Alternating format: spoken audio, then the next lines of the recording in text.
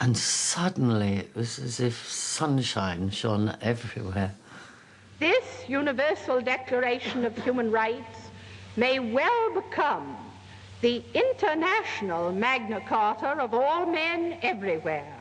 What a discovery. The peoples of the world and the governments have discovered that human rights are the way to stop another genocide, to build the human rights of all peoples without any discrimination against anyone for race, for nationality, for religion, or political reasons either.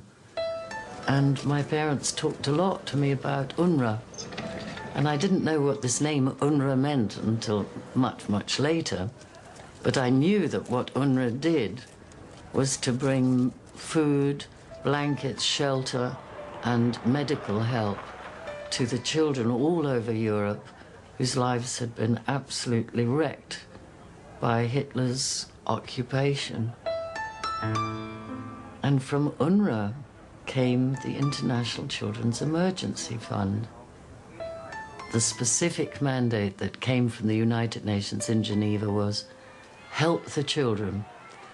And a very important principle, children of the enemy country and children in the countries which the enemy had occupied. In other words, helping all children.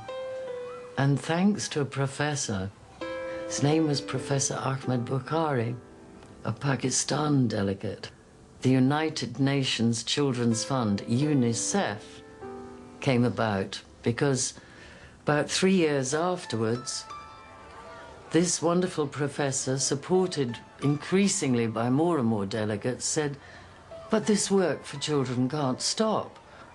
There are children all over Asia, Africa, Latin America, who are not only dying through wars, but through starvation, through poverty, through disease.